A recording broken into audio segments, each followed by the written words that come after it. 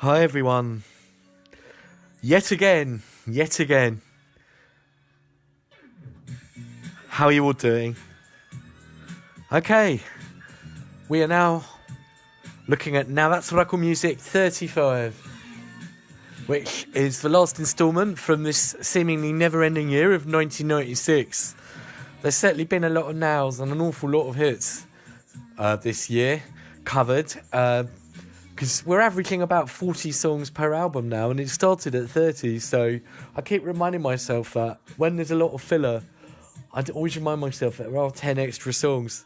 And I've said before, maybe they would be better if they just trim some of the dead wood and put them down to 30 songs. But you can do that yourself. You can put them down to 5 good songs if you really want. You can make your own playlists. So we're starting off yet again, and not for the last time, I'm sure, with the Spice Girls. How long I give them the benefit of the doubt really depends on the music. In this case, they've won me over. Sometimes the second single is more important than the first. Shows you're not just a flash in the pan. And this is actually a really, really strong second single. It's actually way better than Wannabe, I think, in some ways. Well, I'd say it's better. It's more sophisticated. It's more what I'd choose to listen to. Not that I'd really put it at the top of my playlist. But yeah, it's a good song, good melody, great vocals. It's great pop music. Yeah, you know, has it stood the test of time? Well, let's see what the stats are saying. Still 78 million views. That's pretty damn impressive. Watching this, doing a whole coronavirus update, where everyone has to stay home, 436 views. Who's watching this in 2020? 956 people. So I guess it's still popular. Yeah. All right. Well, we'll move on with George Michael, who's back. He'd been back with the last one with Jesus to a Child. Fast Love, relatively good. I've never really been a massive George Michael fan. I've never really been a big hater. Again, I'll take it on a song-by-song basis. Fast Love was reasonably classy. Kind of a bit like Too Funky on Now 23, I think it was. It's kind of an old... It sounds a bit old-school funk. And it's okay. It's that borderline between sort of sleazy and sort of, say, sensual, if you like. And I guess that's a taste thing. You know, I think some of his stuff could be pretty crass and then other stuff could be classy. This one's kind of on the border. Right, Flavour, Peter Andre, nothing to say about that. E17 and Gabrielle. I loved Gabrielle, Give Me a Little More Time, but I've got nothing to say about that. Let's plough onwards then. And, by the way, if there's anything I say I've got nothing to say about, and you think there is something to say about it, just add a comment. Fill in where I leave off. This is just to get the ball rolling. You're welcome to talk about any of the songs on it, even if it's ones that I've glossed over. One that I'm going to talk a little bit about. I don't know that much about the band, but it was certainly a striking song. These rimming adverts. And I was thinking as well that I might find a way of actually getting the deck set up with this rather than just doing YouTube. But not for the nows. We'll do that maybe afterwards. Anyway, yeah, so it's Deep Blue Something, Breakfast at Tiffany's, another one-hit wonder. Another song which is from that alt-American thing where people like Crash Test Dummies come from. One big song that is really good musically, very striking, different from anything else. And people like Spin Doctors, same category, 4 Non-Blondes. There was a fair few throughout the 90s. One big hit, massive hit, and then pretty much nothing else. This song made number 1. I think it was around about the summer, maybe autumn. I was working at Thames Water at this time. It's funny how these songs take you back. I remember it being on a little radio. Okay, that's followed by C'est a Vida A, I think. That's the way life is, by the Pet Shop Boys. Well, at least it's not a cover, and it's not too camp. It's, if anything, it's kind of like laid back, almost Latin. This sort of big rolling drum beat. It's pleasant, but, you know, the Pet Shop Boys really way past their peak. I think the last time they did a good song on a Now was probably Always on My Mind, and that's a long time ago. That's like Now 11. Maybe So Hard was adequate on Now 18. Okay, another big one at the time, Baby Bird, another radio song, You're Gorgeous. Was it the Shy Horses did You're Gormless? I probably prefer that. But it was popular. Rotterdam by the Beautiful South, another in their long line of songs on Nows. Another one that was pretty big, not particularly one of my favourites. They've done others. That one was a bit shrill. Dodgy are back again with If You're Thinking of Me. Nowhere near as big a hit as Good Enough. A bit slower, a bit maybe less obvious, a bit less pop, and a bit more kind of like their normal sounds. Although they don't really have a normal sound, they're fairly versatile. Now that's followed by an old song, and I don't quite know why this is back. It's Don't Dream It's Over by Crowded House, which first made it onto a Now in the Paul Young version, I believe was on Now 20. So we've not had the Crowded House version of it, the original. We've had lots and lots of Crowded House. In fact, it's one of their best songs. It's kind of similar to the Paul Young one, but obviously it's the original. Another great song by Crowded House. And another good song now. I'm not going to play it because I'm going to play the next one. But it's a really, really good post-Britpop indie song. Very catchy. A lot of his stuff was around at this time. A lot of it, it was big hits. It was Marblehead Johnson by the Blue Tones. Do you remember that? That was a big kind of catchy song. Very kind of jangly. Now, another big, mega song. I wonder how many millions this has. This is one of the best songs of the 90s, I think a lot of people would say. And I think it was a theme to... Was it TFI Friday with Chris Evans? Something like that. Hold on, that can't be right. Only 2 million views? Oh, wow. Maybe it's just my circle again. I thought this would have 20 million. Because to me, this is one of the epochal songs of the 90s. Great musicianship, great drumming, great groove. I love this. Very retro, but it just also very 96. This was kind of the sound of 96, really. There were some really, really good live bands, and it does seem like a real high point for guitar bands, and I'm glad that the Nows reflected that. Okay, another really good song next. Sheryl Crow, and I think it's her first appearance on one of these. One of her best songs, If It Makes You Happy. Kind of slow, almost all-country, indie. But yeah, just a great song, really. And I would play it, but I'm going to play the next one instead. We're in that London bus thing where we've had loads and loads of duffers followed by loads of great songs, all kind of stacked together. So I'm having to be quite careful in what I play. We are talking Garbage and Milk, and it's always great to have a Garbage video. Got to get the right mix, actually, which is not that one. It's the tricky mix. Yeah, let's get it right. Is it the wicked mix or something? Yeah, so what can we say about Garbage? Shirley Manson, Butch Vig, and basically one of the biggest bands of the 90s. Now, at this point in time, I was in a band with some Aussie guys, and they loved Garbage. Real inspiration. How would you describe it? This is maybe semi-atypical. It's a bit slower. Another band that really blends electronica and really good production values without being overtly commercial. Popular rather than populist. They very much got the alternative edge, very much down to Shirley, very uncompromising in her vocal delivery and her aesthetic. And I think that rawness really shines through the great big production values. It's a good juxtaposition, really, of her real, very personal and you feel very autobiographical lyrics. Sorry, she just smiled in the video and I've just melted. Oh man, she's lovely. Great musicianship, great vocals, great personality, just brilliant. Great song, probably the best so far. And it's followed by another one that's really, really good. And it follows really, really well from this. It's Woman by Nene Cherry, who's consistently good. She's not really put her foot wrong. This is almost a bit like Gabrielle. It's kind of harking back in time to an old soul sound. And it's got some kind of old soul production values, but with a kind of hip-hop-y edge. Now, conspicuous from their absence from the Now albums at this time of the Fugees. I'm sure they'll be coming soon. But by this point in the kind of real world, they were already really massive. They've just not quite made Nowland yet. Woman actually sounds a bit kind of like Lauryn Hill and stuff, and it's really good lyrics. It's very, very important sounding. You know, I was talking before about the importance of really good female singer-songwriters in a world which is pretty dominated largely by males. Girl power is actually taking over here, right? It does seem. We've had the Spice Girls. We've got Brianna from the beautiful South. We've got Shirley from Garbage. We've got Nena Cherry. Good stuff.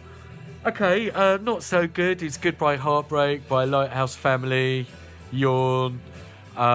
Something Changed by Pulp, and something did. They kind of peaked. I think we hit peak Pulp by this point. It's still good. It's still way above average. But when you've done two singles like Disco 2000 and Common People, it's obvious you're not going to keep that standard up. Actually, just now, earlier today, I was watching a talk by Jarvis Cocker all about Brexit, of all things. I'm not getting into that debate here, but it was quite interesting to hear him talking, and it was a really interesting talk he did.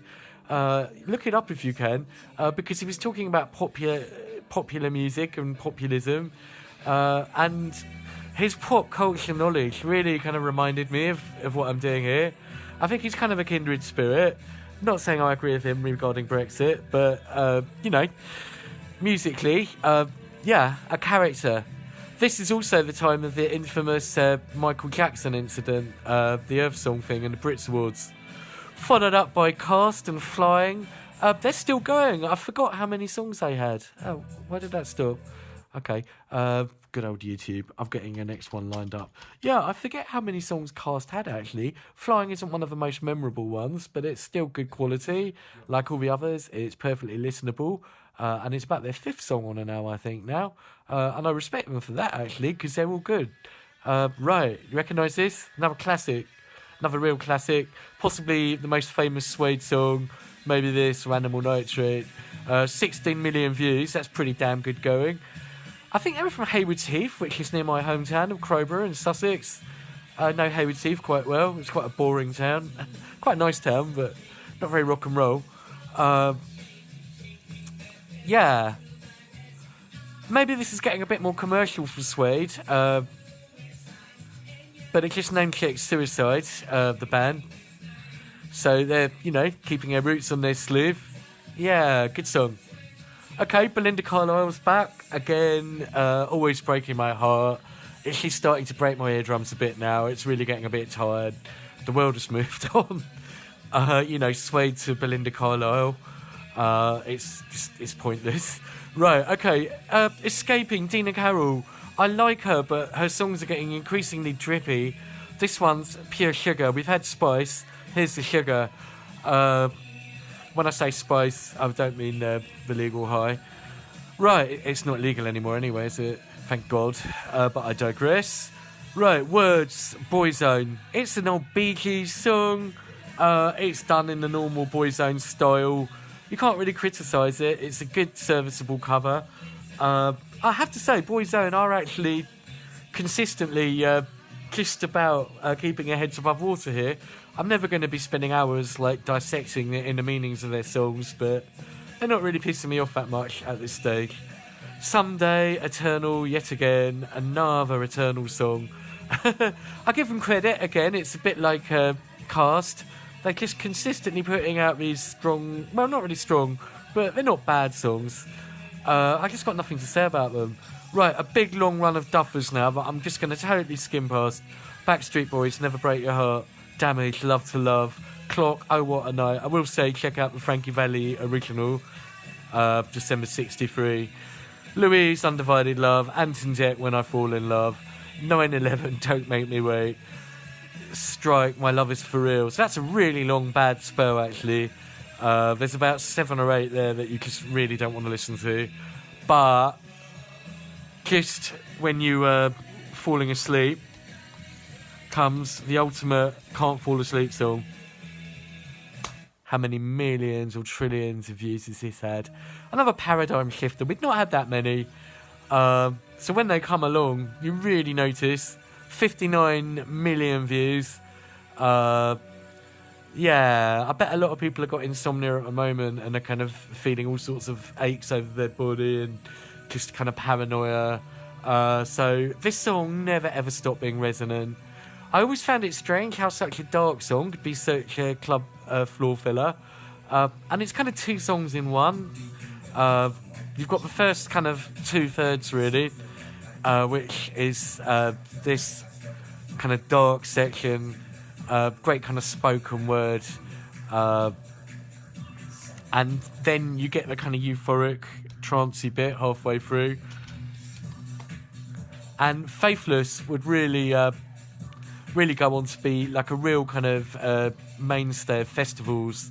One of the few electronica rave bands that could put on a bloody good show. Yeah, and the lineup, Maxi Jazz, of course, really, really distinct vocalist, one of the most distinct UK vocalists of the entire 90s and beyond.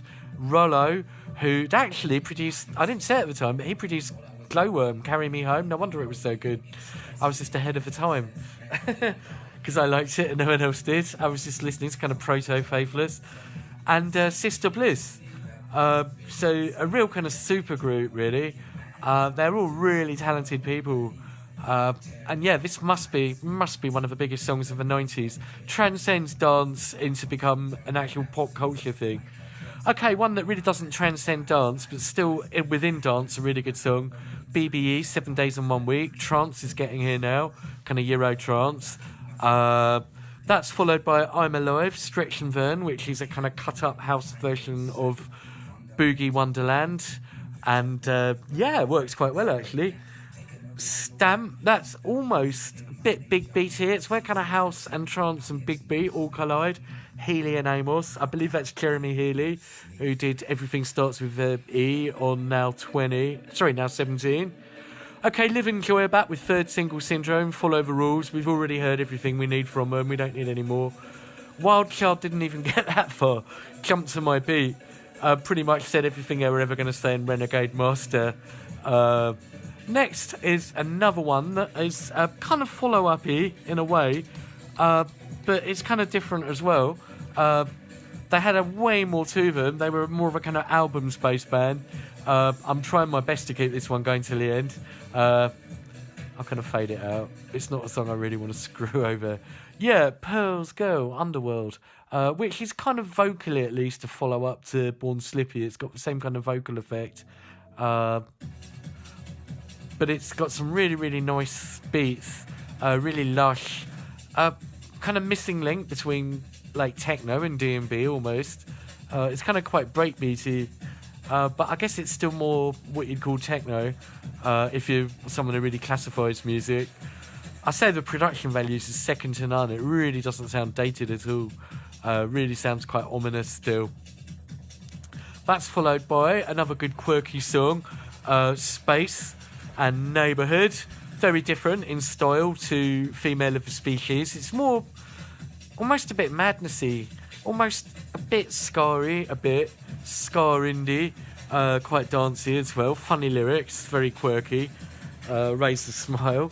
That's followed by Björk with Possibly Maybe, and that's incredibly ambient, really, really, really ambient. Barely even there. Really good though. It's very, very trip hop. It's not one of Björk's most well-known songs, and it's quite surprising that it made a now. But it's really good chill-out song actually. Followed by another personal favourite. I think they're from York.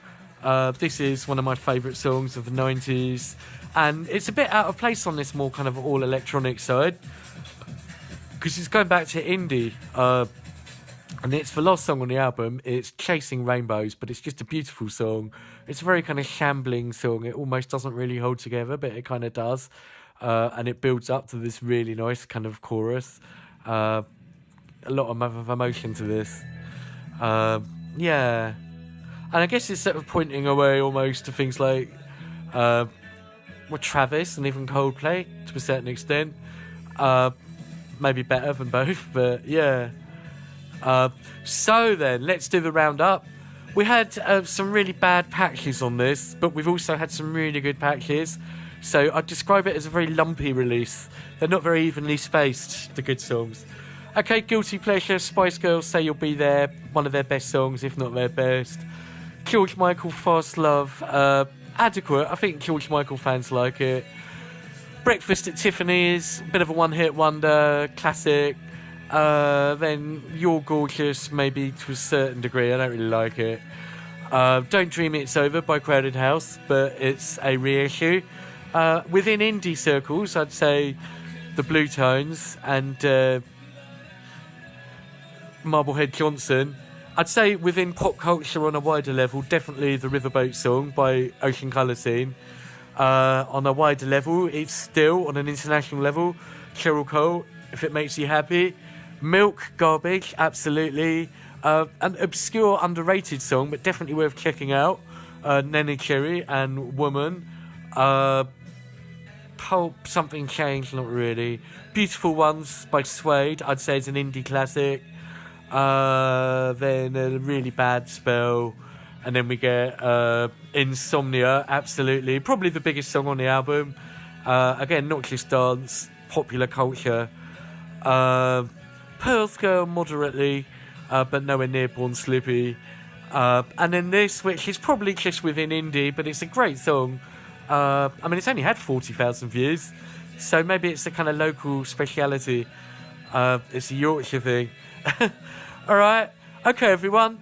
This seems like it's been a shorter video than normal. That's because there have been a lot of fairly duff songs, but the good ones are so good that it doesn't really feel like a bad album. As always, you could probably get one really good disc out of it. And the good ones do cover a lot of different genres. So I think all in all, 96 has been a really good year for music. And like I said in 95, if they'd done 2 Now albums, I think the quality would have been a lot better. 2 30-song Now albums, 60 songs. I think we've easily had 60 good songs out of these 3 albums. I will be back next time in that famous year in which empires rose and fall, 1997. The last year of a Tory government for a very, very, very long time. Let's see what it does to the charts. Okay, everyone. And yeah, as always, you take care of yourselves. Peace, love, and safety and happiness to you all. Thank you. Bye.